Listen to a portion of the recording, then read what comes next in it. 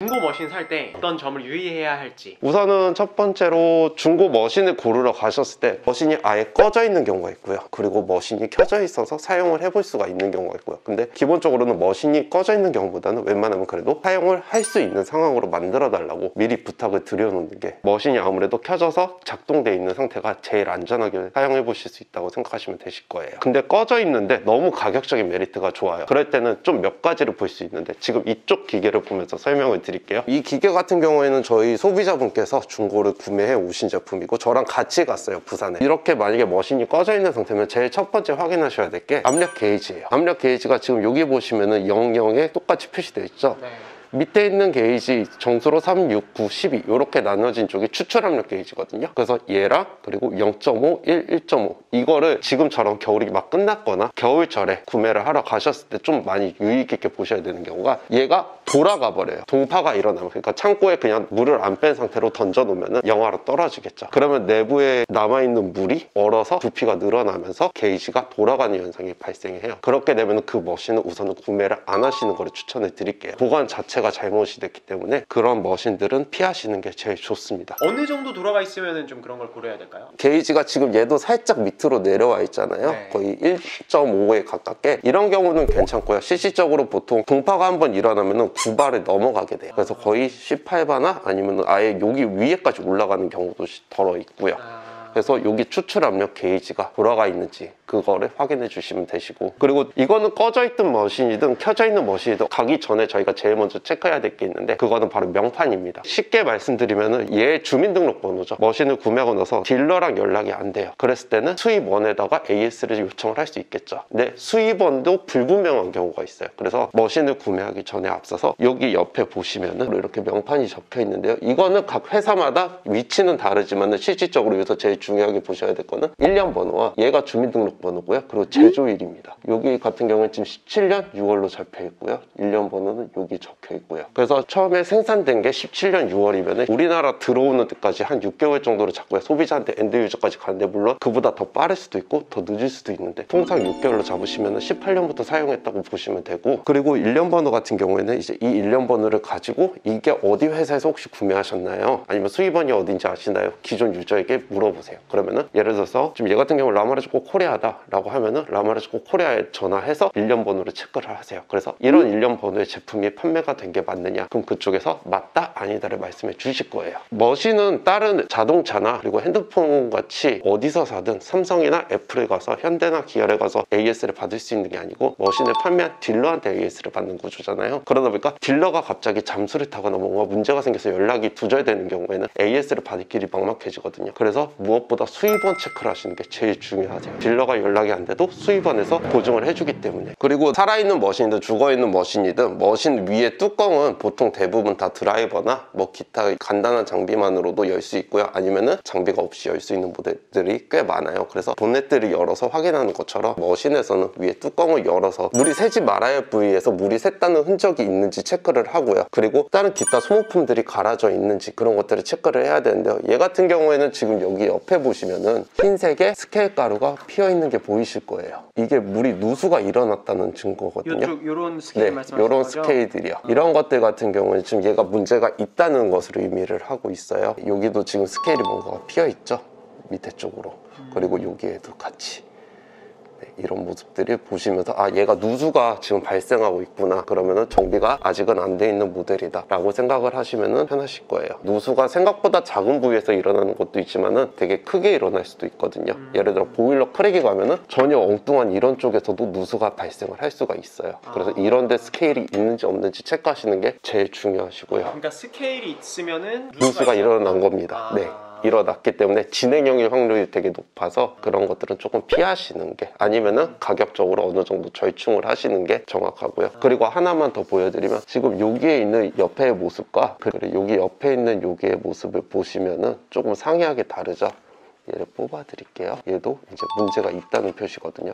그래서 이 소모품도 교체가 되지 않았다는 거죠. 아, 여기 지금 이쪽. 네, 여기에 초록색 부위와 네. 그리고 지금 6이랑. 그렇죠. 물론 이게 이물질일 수도 있지만은 저희가 테스트를 여기서 현장에서 했었을 때 아예 인식이 되지 않더라고요. 작동을 하지 않는 모습이라서 이 부분에 대해서도 절충을 했고요. 그럼 만약에 이렇게 되면은 가격적으로는 뭐 어떤 기준을 가지고 절충을 해야 돼요? 가격적으로는 보통 수입원에 연락하든지 같이 간 엔지니어가 있으면 제일 편한 게 바로바로 얘기가 어느 정도인지 나오니까 그분들이랑 얘기를 해서 부품비와 공인비 정도를 제하시는 게 제일 안전하죠. 그리고 만약에 오버홀이 됐는지 안 됐는지 보려면 방금 이거를 보시면 되실 거고요. 누수가 일어났는지 아니라. 근데 요즘에는 거의 90% 이상의 사람들이 오버홀 했으면 정말 했다고 사진까지 다 찍어서 올려주시긴 하는데 간혹 가다가 정말 몇몇 분이 오버홀을 하지 않고 오버홀을 했다 하시면서 겉에만 정말 깨끗하게 닦아놓고 판매를 하시는 분들이 계세요. 그래서 제가 아까 말씀드린 것처럼 머신을 웬만하면 켜놓은 상태에서 테스팅을 하셔라. 아무리 위에가 깨끗하고 뭐 누수 같은 흔적은 다 없어 보일지언정 이것은 솔직히 솔로 긁어낼 수 있는 것들이거든요. 머신이 켜져 있을 때 테스트하는 방법에 대해서는 설명을 바로 드릴게요. 얘는 저희가 오버홀을 한 기계고요. 엔지니어가 체크할 수 있는 부분 너무나 많지만 바리스타 분들이 체크하셨을 때 좀 편한 방법들을 몇 가지 설명드릴 건데 제일 첫 번째가 물량 세팅을 해보는 겁니다. 만약에 복사가 되는 기계라면 복사를 하는 기능을 사용을 하시고요. 그리고 복사가 되지 않는 기계면 똑같은 물량을 세팅을 해주세요. 예를 들어서 지금 얘 같은 경우 세팅을 해볼게요. 세팅을 하게 되면은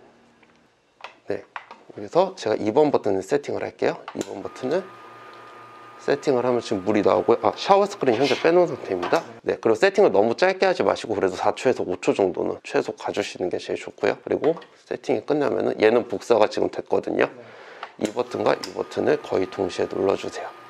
지금 보시면은 여기서 나오는 물의 물줄기하고 여기서 나오는 물의 물줄기가 확연하게 다르죠. 이렇게 되면은 여기 내부에 있는 지글러라고 그러는 것이 스케일이 쌓여서 막혀 있는 상태거든요. 지글러 구멍이 작아지면 작아질수록 1초당 떨어지는 물의 양이 점점점 줄어들게 돼요. 그러면은 얘가 정비가 제대로 안 된 거죠. 초당 유출량이 워낙 차이가 나다 보니까 지글러가 막혀서 한쪽은 4초면 끝나는데 한쪽은 같은 양을 뽑았는데 16초가 걸렸어요. 지금 이 모델 같은 경우는 일부러 지글러를 스케일이 막힌 거를 한쪽에 넣어놨어요. 저희가 편차를 보여드리기 위해서. 지글러는 따로 준비를 했는데요. 얘는 여기 있는 모델들의 지글러고요. 0.6mm 짜리고 가운데 보시면 한쪽은 루비 색깔의 모양만 그대로 있고 아래쪽에 있는 것은 지금 흰색의 스케일이 약간 쌓여 있는 걸 보이실 수 있으실 거예요. 흰색의 스케일이 쌓여 있으면 방금 2번 그룹 헤드처럼 물의 양이 점점점 줄어들게 되거든요. 원래 기본적으로 흰색이어서 스케일이 꼈는데 못 알아볼 수 있는 그런 건 없죠? 그런 거는 없고요. 보통 은색에서 끝납니다. 얘 같은 경우에는 문을 열었다 닫아줬다 하는 솔레노이드 밸브 밑에 그룹 패드 쪽에 이 안에 박혀 있습니다. 그리고 이거를 체크할 때 또 하나의 방법은 컵을 갖다 두시고요. 계량컵이면 제일 좋고요. 계량컵 2개를 양쪽에 놓고 똑같은 버튼을 5번을 눌러주세요. 그래서 항상 거의 일정한 양이 나오는지, 예를 들어 처음에 세팅한 거는 20mm인데 그 다음에 나올 때 똑같은 버튼 누르는데 40mm 나왔다가 그 다음에 30mm 나왔다가 이렇게 편차를 너무 심하게 주는 경우에는 아까 보여드렸던 플로우미터라는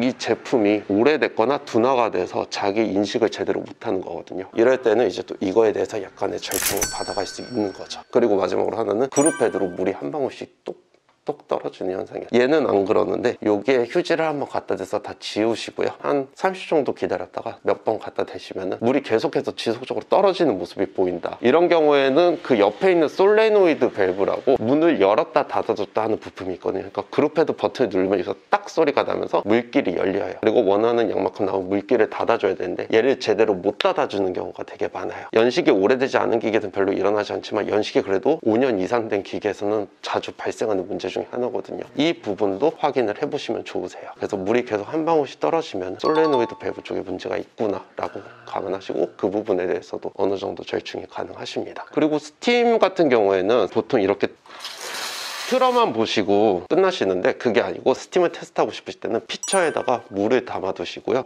스팀을 꼭 해봐 주세요.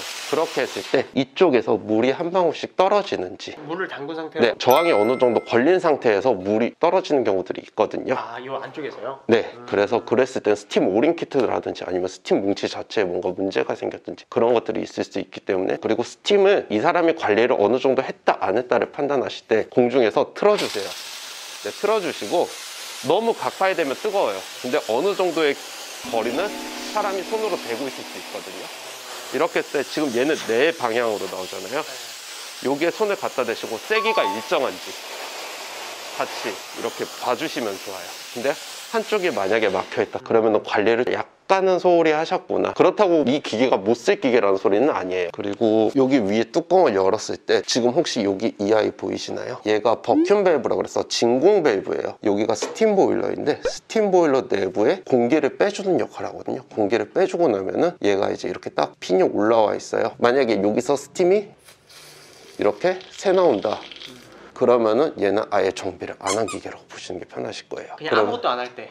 네, 지금 이 모습처럼 계속 새어 나온다. 그러면은 정비를 하지 않은 기계라고 보시는 게 맞아요. 왜냐면 얘가 제일 어떻게 보면 기본 상황 중에 하나인데 너무 스팀이 계속 나오면은 그 기본조차 교체하지 않았다는 거죠. 만약에 판매를 하시는 분이 난 이거 오버홀 다 했어요 라고 하셨는데 여기에서 이런 스팀이 새어 나오면 오버홀을 안 했을 가능성도 있는 거네요. 어느 정도 있다고 보시면 되세요. 오버홀이라는 개념과 디스케일의 개념은 되게 많이 다른데 똑같은 문맥으로 우리나라에서는 통용이 많이 되는데 디스케일은 말 그대로 스케일 제거만 했다는 소리고요. 오버홀 같은 경우는 스케일 제거 플러스 전체적으로 점검을 하는 것을 오버홀이라고 통칭을 해요. 그렇기 때문에 디스케일만 했으니까 오버홀이다 라고 하는 게 아니라 오버홀은 전체적으로 문제가 없이 돌아갈 수 있게 해놨다. 샤워 스크린이나 가스켓은 요즘에는 바리스타 분들도 워낙 잘 교체가 가능하시고 머신이 많이 썼다, 많이 쓰지 않았다, 그래서 조금 더 새 것 같은 느낌이다, 아니다를 판별할 수 있는 방법 중에 하나가 포터 필터와 그룹 패드에 체결되는 형태를 우리가 되게 많이 느끼실 거예요. 오래 쓰면 오래 쓸수록 얘가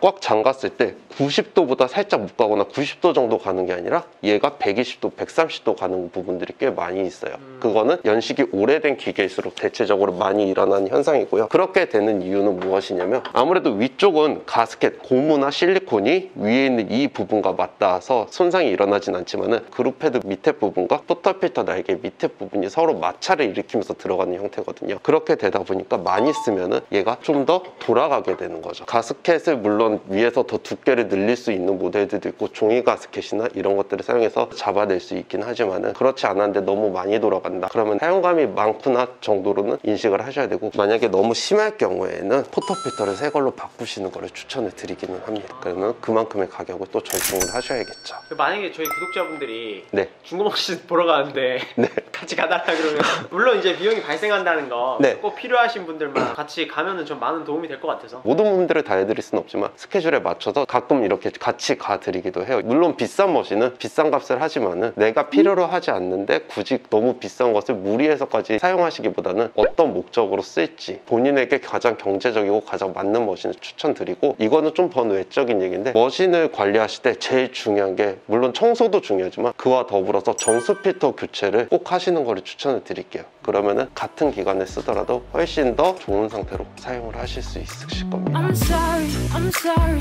my actions they haunt me and I'll never